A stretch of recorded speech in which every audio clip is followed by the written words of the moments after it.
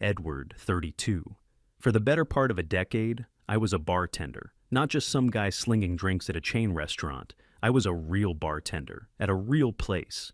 Let's call it the Oak. It was one of those spots that's been around forever. Dark wood, low lighting, leather booths worn smooth over the years. Not fancy, but comfortable, reliable.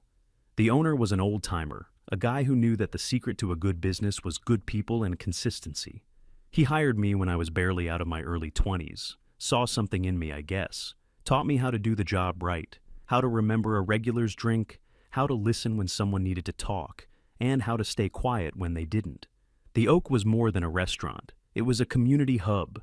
We had the after-work crowd from the nearby office buildings, groups of friends meeting up on weekends, older couples who had been coming for their date night for 20 years. It was a well-oiled machine. The heart of that machine, besides the old owner, was Jane. Jane was our head chef, a woman in her 50s who had been running that kitchen since before I was hired. She was tough, no nonsense, and demanded perfection.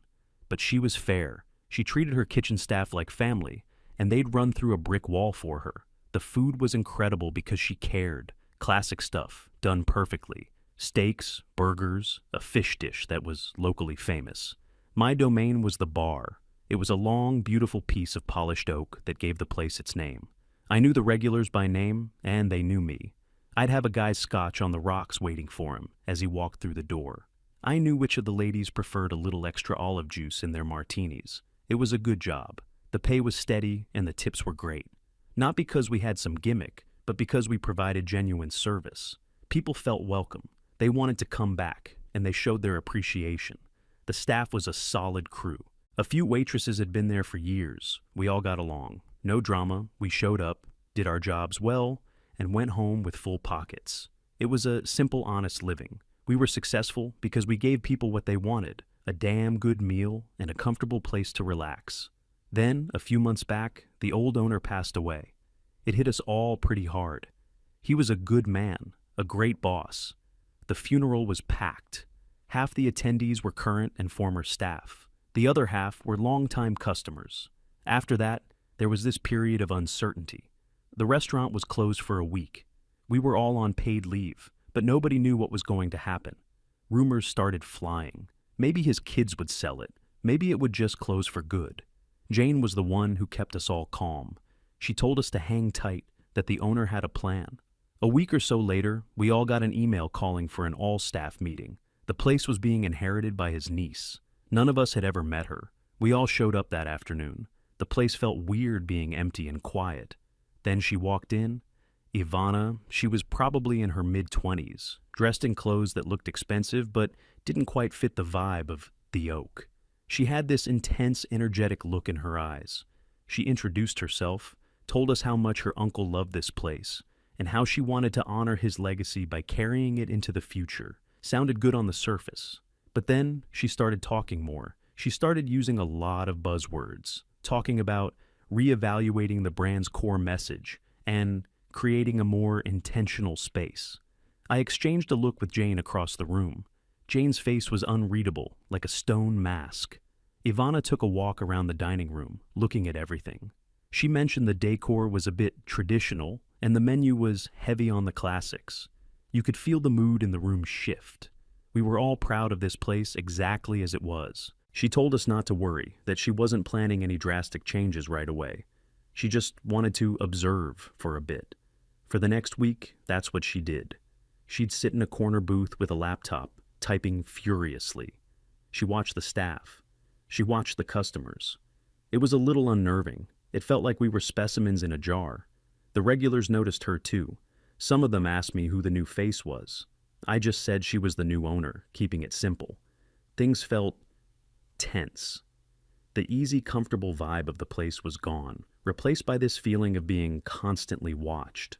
After about a week of this, another staff meeting was called. This time, she had a presentation ready on her laptop. We all gathered around as she stood up, smiling a smile that didn't reach her eyes. She started by thanking us for our hard work and dedication. Then she launched into a speech.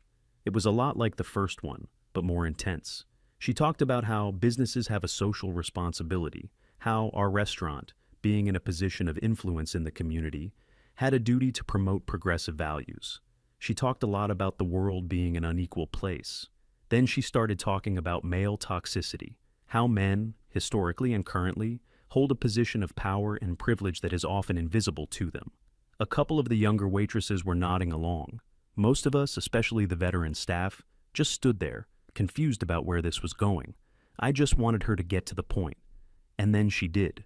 She announced her first major policy change. She was implementing what she called a social justice surcharge. The room was dead silent. She explained it. From now on, any bill paid for by a male customer would have an automatic 15% surcharge added to it. Not a tip, a surcharge, a separate line item on the check. She said this was a way to acknowledge the gender pay gap and to act as a small reparational gesture for the systemic privileges men experience. The silence in the room stretched on. You could have heard a pin drop.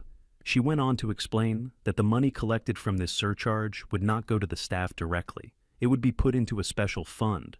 Part of this fund would be used for female staff empowerment workshops, and the rest would be donated to certain charities she supported. Finally, one of the waitresses, a girl who had been with us for 5 years, raised her hand. She asked if this meant that regular tips would be affected.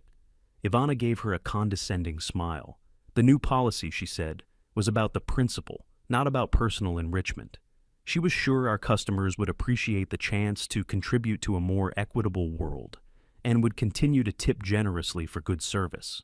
My stomach dropped. I knew our customers. I knew that was not going to happen.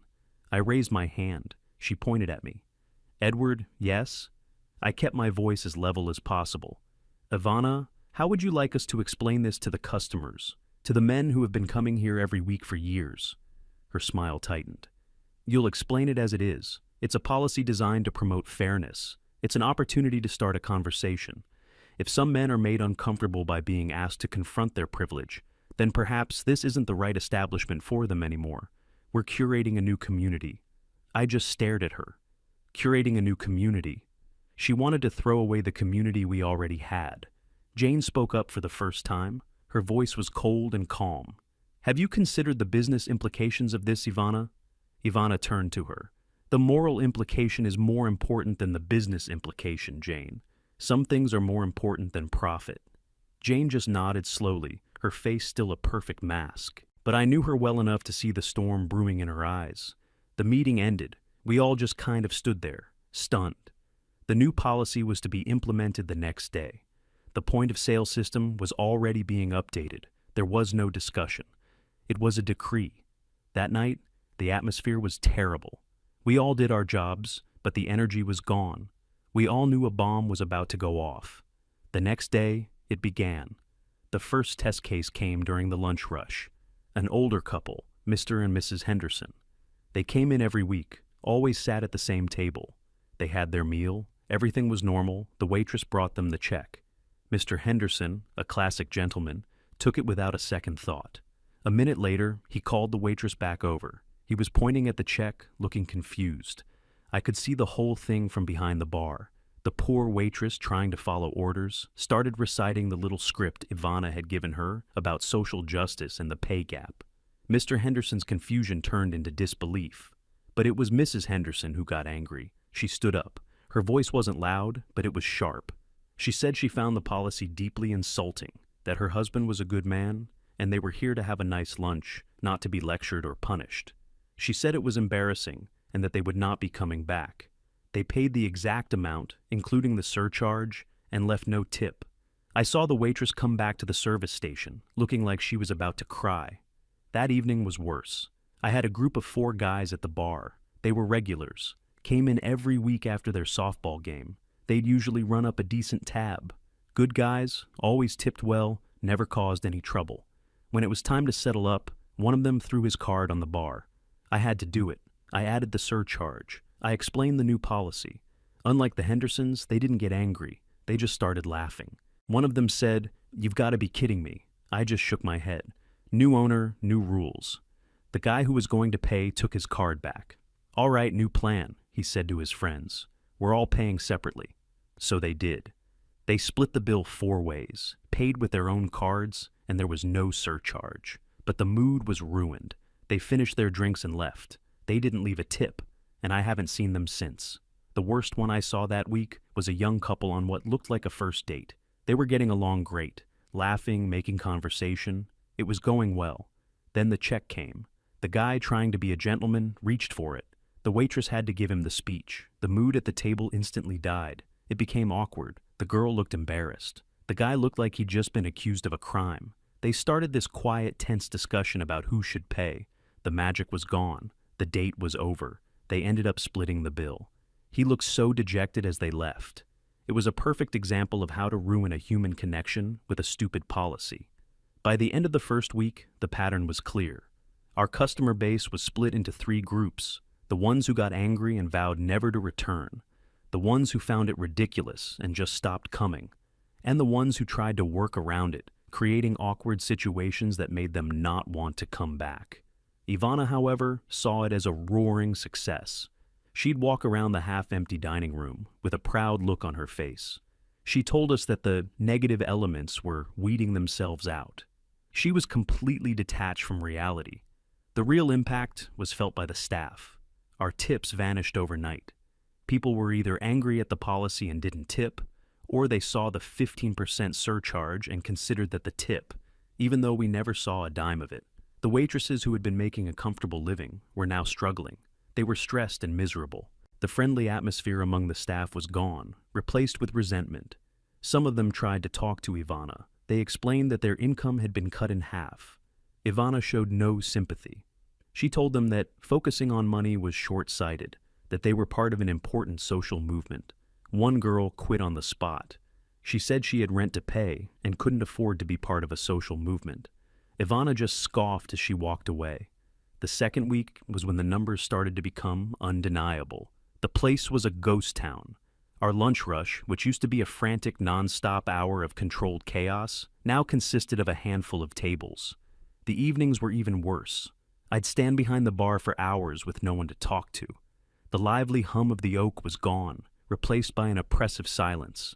This was when Jane decided to act.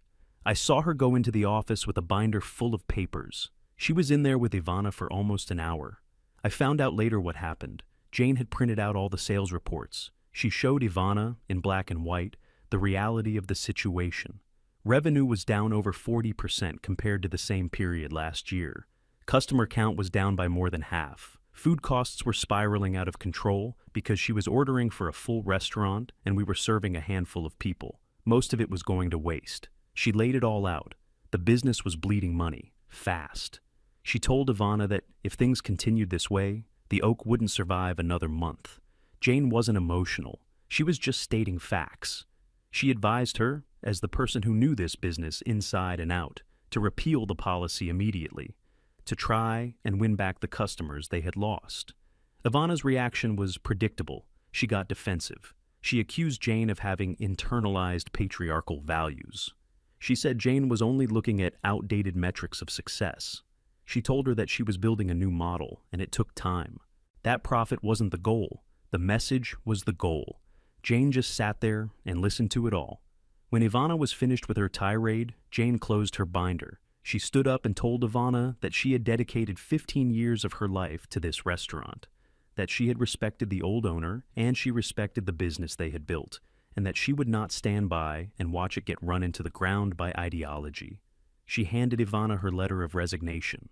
Ivana was stunned.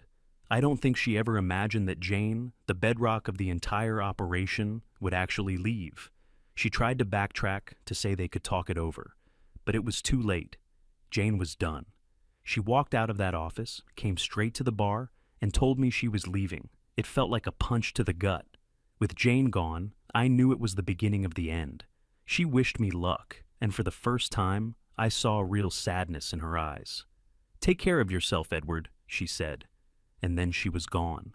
The news spread through the remaining staff like a wildfire. Jane leaving was a massive blow. 2 of the line cooks quit the next day, out of loyalty to her.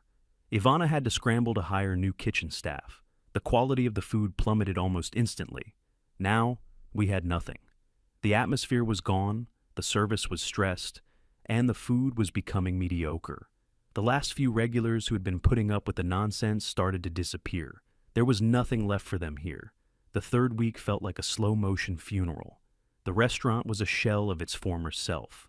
Ivana was there every day, her cheerful, defiant facade starting to crack. You could see the panic creeping into her eyes as she surveyed the empty dining room, but she was too proud, too stubborn to ever admit she was wrong. She doubled down. She started posting on the restaurant's social media accounts. Long posts about their brave stance against the patriarchy. Photos of the empty restaurant, framed as a serene and safe space. It backfired spectacularly. The local community pages got a hold of it. People started leaving reviews, dozens of them. Former customers shared their stories of the man tax. The restaurant's online rating, which had been a solid 4.5 stars for years, cratered to a 1.2. Ivana claimed it was a coordinated attack by misogynists. She was in a complete state of denial, living in a reality she had constructed for herself. For me, it was just sad. I spent my shifts polishing glasses that would never be used, staring at empty bar stools. The few customers we did get were mostly curious people who had heard about the controversy. They'd come in, have one drink, look around, and leave. It was like working in a museum exhibit of a failed business. My own breaking point was coming. I knew I couldn't stay much longer. It was about more than the money, which was now terrible. It was about respect. Respect for the job, respect for the customers, and respect for what this place used to be. All of that was gone, and I knew it was time for me to go. 2. The final week arrived, though at the time, I didn't know it would be the last. It just felt like another rotation in the slow, grinding process of the restaurant's death. The staff had been whittled down to a skeleton crew. Just me, 2 waitresses who hadn't found other jobs yet, and a couple of new cooks in the kitchen who were a shadow of Jane's team.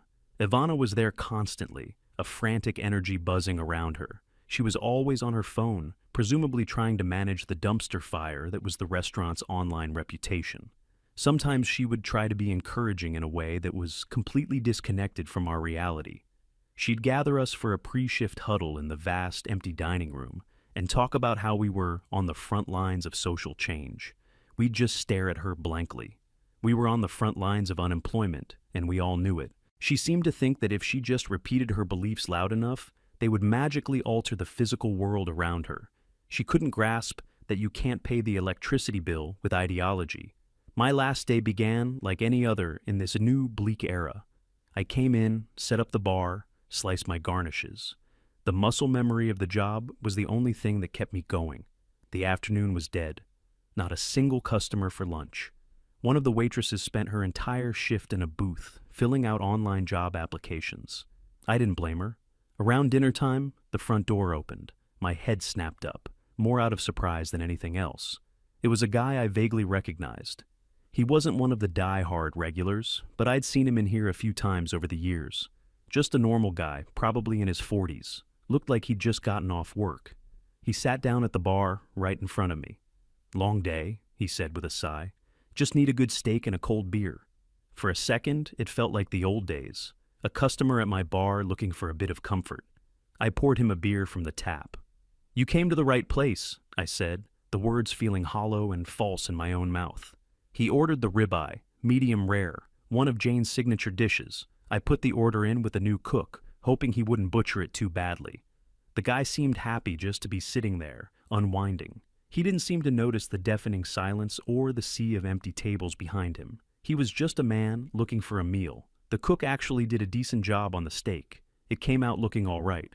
The guy ate his dinner, seemed to enjoy it. He had another beer. We chatted a little bit about sports. It was a completely normal, pleasant interaction. The entire time, I had this growing sense of dread in my stomach. I knew the bill was coming. He finished his meal and pushed his plate away, satisfied. "All right, I'm ready for the check," he said, pulling out his wallet. My hands felt heavy as I printed it out from the terminal. There it was, the food, the drinks, and that one ugly line item, social justice surcharge. I walked over and placed the bill discreetly on the bar in front of him.